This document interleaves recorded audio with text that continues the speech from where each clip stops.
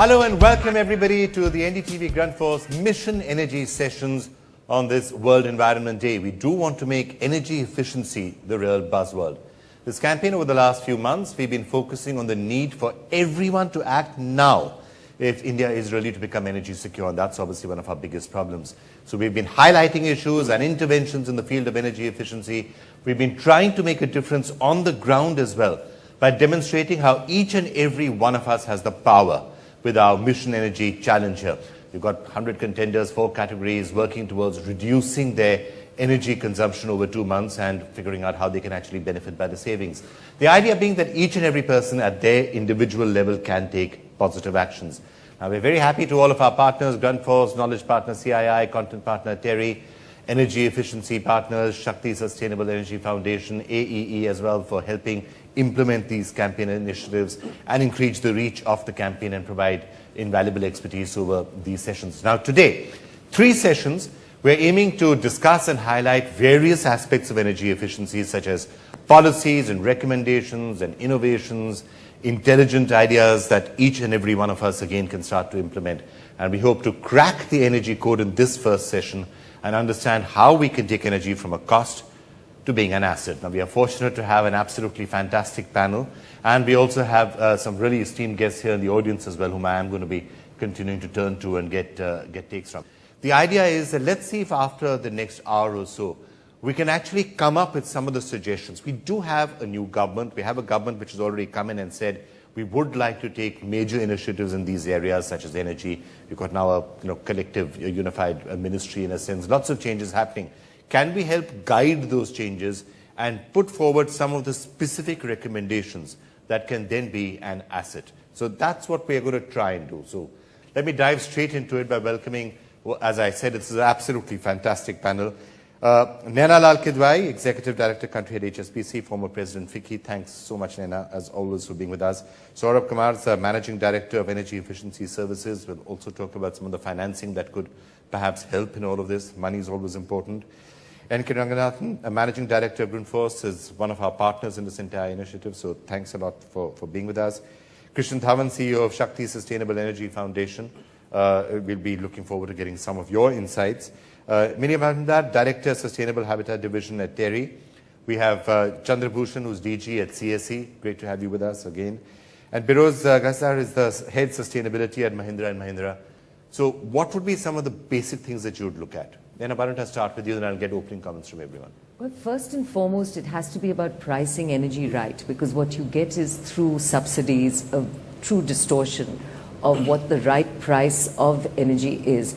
And what that does, therefore, is remove into the equation the less polluting energy sources, wind and solar, which on the face of it look more expensive than other energy sources. So if we can get that pricing right, we know exactly what the cost of that supply is. It brings, so this is basically goes back to essential microeconomics, which says absolutely. that there's a public cost to Absolutely. having polluting energy like coal or others, and wind and solar. And remove the subsidies so that you can actually see the true price of delivery, so that you can get the less conventional sources into the equation. The other is just the technology through which we supply that. And there are, I believe, 14 experiments going on right now for smart grids. And smart grids will help in terms of absorbing some of the non-conventional energy into the equation. So we do need to go down that track to make sure that we can pull in what is wind and solar, and India has big advantages in both, into the supply equation. I have just a couple of things. Number one, we have focused on supply side for the last 60 years. There is now time to look at demand side. And I think that is the first recommendation that I would make to the new government. Number two, talking about energy efficiency, the biggest problem of energy efficiency is monetizing energy efficiency. And that is what leads to financing issues, the attractiveness for investments. So these are 2 basic things that the government needs to focus on. Can I just understand, when you say look at the demand side, are you saying reduce demand, absolutely, control demand, absolutely, or do you mean remove inefficiencies? No. Yeah, remove inefficiencies, and without having any recourse on the delivery. The delivery actually improves, whether it is lighting or buildings or industry. You invest that cost and you get paid through the savings over a period of time. The fact is, there have been pilots, there have been successful demonstrations. It now needs to be scaled up. I would say the first thing is to break it down. There's no dearth of policies, no dearth of initiatives from the government side. There's no dearth of money. The question is, have we implemented it? Fortunately, the new government is talking of implementation on the ground. If we just start implementing it, and I would agree with Saurabh there, demand side management is perhaps 1/3 as expensive as sort of building generation capacity. When you're saying demand side management, everyone immediately assumes that, oh my God, here these guys are, they're doing an environment program, they're talking about energy, and they're saying, don't use air conditioners, don't use fans, don't use anything, go back to the Stone Ages. That's not what you're saying. You're saying streamline how, get rid of the wastage in the system. Is that what you're saying? Very simple. We need more power. We will consume more power. We will consume more energy. Nana said there are various ways of getting this energy and make renewable sources viable. It today is compared to diesel, where the power cuts we're using diesel. Nobody says cut off everything. The hassle today that the demand on energy is not going up just because of lights. There are air conditioners even in juggi-jhoppadis. So you cannot stop people from using them. The question is, are we having efficient products so that we don't really have to waste the energy that we are producing? All right. There's two areas of focus. One is to change behavior, and issues like demand-side management are essentially attempts to educate both consumers and industry and the distribution companies that you can actually change behavior without having the sort of impact you're apprehending. There are focus areas on how industry manufactures, how appliances are designed, how buildings are designed, which I think is really important, and how our automotive sector is designed from a fuel efficiency point of view. So both from a equipment point of view, if you will, and from a usage pattern point of view, I think there's a lot of change that is possible and is waiting to happen. And there seems to be a thrust from the new government on renewables and solar in particular. Is that really something that is going to take off? At the end of the day, will that pricing issue always kick in, that solar is more expensive than anything else? Yes, I think renewables will take off, and but pricing is one of the key issues, and particularly if you're talking about building integration of renewable energy systems, then firstly we have to look at demand side management in order to make renewable energy supplies, more economically viable. So, but there are a lot of implementation issues we need to look at, and when we go to field, this is something that we face day in and day out, that people's understanding of incorporating demand side response systems, renewable energy integration is very limited. So, awareness, education within colleges, within all domains is very critical. And I think one thing is very important is changing mindsets of people. I mean, we are also in a particular location, if I can draw some, sort of examples, if you really look at demand side response and management, all hotels, hospitality sector should respond to that positively. Just to give you a simple example, you can have a reduced set point of temperature, and that will help you to save a lot of energy rather than, wearing suits and not responding to the climate of the place here. So there are certain things that you need to look at. I think that is such a good point that I'm almost tempted to ask everyone on the panel, let's throw off the coats and so let's have some of, Although you will these be, points. what you will be very happy to know is that the new technology that we at least have instituted with the lights that we are using on sets like this, these are new technology lights, much cooler, and actually we have seen in our company alone, the electricity consumption has gone down by 20% just by changing the lights. So what you're saying is absolutely So I think correct. it's important to walk the talk and change mindsets of people. That will drive efficiency automatically. Okay. Let's go back to the basics. We have about 300 million people, equal to the population of the United States, who don't have access to electricity. They have not seen an electric bulb in their life. We have 800 million people who cook food on biomass, and that has huge health implications for the health of women. So if you want to crack energy code, the first priority has to be energy access. This country can't live in darkness. Okay? We want to become a developed country, and therefore we must ensure that basic energy is provided to everyone. The second thing I would like to address is that if you want to address energy efficiency, if you want to address renewable energy, we must have an integrated view of energy, which will mean that whichever energy is cheapest, whichever energy is sustainable will get the priority. right now subsidies are given simply because we have sectoral view on energy. So let me, three of you have talked about subsidies, and I just want to dive straight into that particular point also before I come to Biroz. At the end of the day, when you talk about phasing away the subsidies, when you say, okay, let's not subsidize diesel or let's not subsidize LPG, it often becomes a major political hot potato. Although, as you said, the real poorest of the poor are not getting that subsidy. Yes. They, on the other hand, are quite often having to rely on really expensive forms of energy consumption. I mean, even just collecting the wood or using stoves or some of the micro forms of getting energy are actually more expensive than what the rich are doing. So those subsidies, in many cases, are actually going to the rich and the middle classes. Yes, of course. You agree with that? Absolutely. In fact, the rich of India takes the subsidy of the poor, okay, whether it is LPG or diesel, for example. The most expensive car in this country runs on the most subsidized fuel. A lot of people in this country cannot afford energy, and you will have to have certain support mechanism for them. But in general, right now subsidies goes to the rich and those who can afford it, not to those who need it. Okay, Mr. Rangnath, before I come to Biroz, let me just get you in on that then. Do those subsidies also, we were talking about the demand side of it, do those subsidies also distort demand therefore? I mean, if the subsidies were not there and diesel prices and petrol prices were even higher than they are right now, maybe there'd be a bigger push to energy efficient cars and, public transport and all of that. If you are going to get the country on par and if everybody has to have energy access, then obviously this is the way to go, because it's not only in energy, it's also in water. The rich don't pay anything for water, but the poor do. So there is a certain system which is actually creating a greater sort of divide than kind of making these basic things accessible to everybody. Okay, Mr. Rangnath, let me just get in on this, because I think we are arriving at the first of the sort of policy points or suggestions or whatever that we were driving at. Re-looking at the way we are providing subsidies and re-looking at just the mindset change.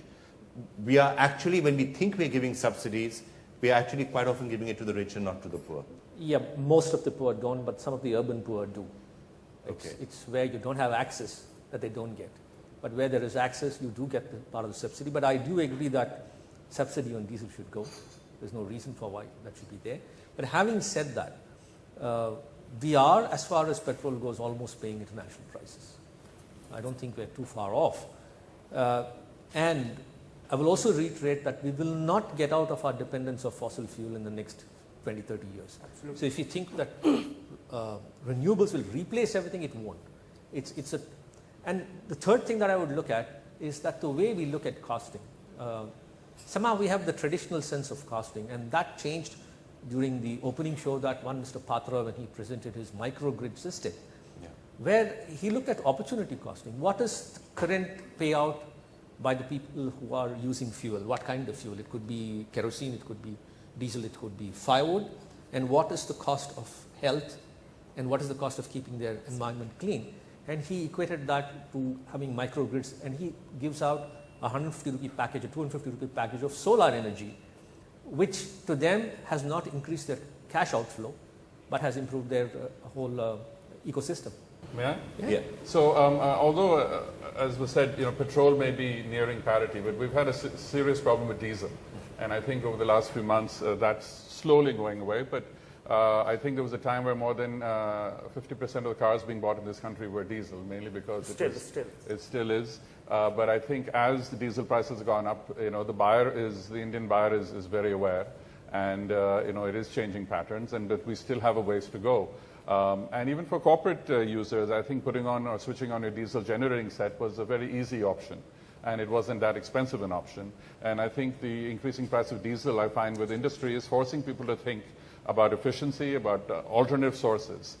So it just isn't just about benefiting the rich at the expense of the poor. It actually distorts buying behavior across the range. That's the point I'm making to Biroz as well. One of the things I think which we don't see is process innovation. And the second thing, while collaboration at some level has started, like we see in this group right now, I think we need to take many more stakeholders into the fold, and therefore, at least where corporates are concerned, the supply chains seem to be kind of somehow out of their sort of realms of looking at things, except for a few more responsible or conscious corporates. I think, and And this is where major amount of energy efficiency happens in the industry. So the SMEs are really struggling, the smaller kind of businesses are really struggling to kind of understand how they can bring about energy efficiency and therefore cost efficiency. Can I just talk about a bit of the subsidy part? Yeah. I mean, while we talk about fossil fuel subsidies, since we're talking about efficiency, I think it's also important to talk about agriculture subsidy because it has a huge impact on the fiscal situation of not just the central government but also the states. And I can give you examples of states where the agriculture consumption is about 40%. The agriculture subsidy outgo is a huge proportion of their fiscal deficit.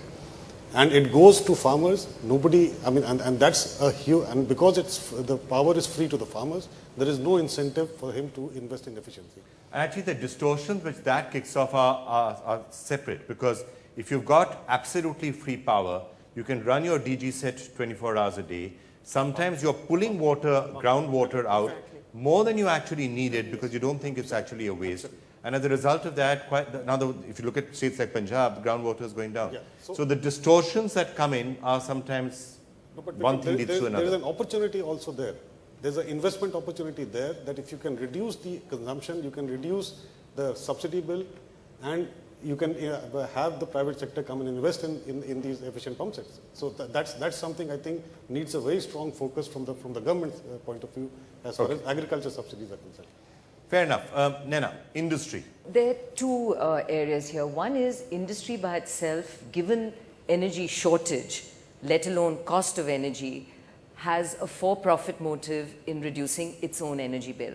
So it's a given that where the capital cost of investment, say it has a 2 to 3 year payback, as long as it is explained, industry is some that will adopt that technology. So I think providing that technology and the understanding therein, and I think it plays to the points made and on the demand side, is a big advantage. But the other is regulation too, that if you look at buildings, for example, we do actually have building code regulations which are, halfway decent.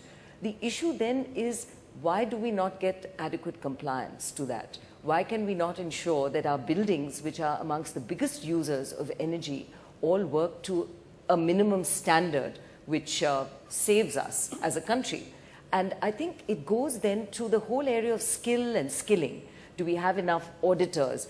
Does it have to be government auditors? Can it not be outsourced? Should not every company have to disclose what it's doing in the space? So the whole area of regulation and transparency and disclosure needs a step change. And I don't think it's difficult if we embark on that journey. A related area around regulation is what we did in appliances. And BEE did a fantastic job in aiding and abetting a process which ensured that, say, all air conditioners were star rated. The buyer, the purchaser began to know what they were buying. And people migrate very quickly to something which is energy efficient, provided you provide the data. Because there is also a self-benefit. If it's energy efficient, your electricity bills are actually going up.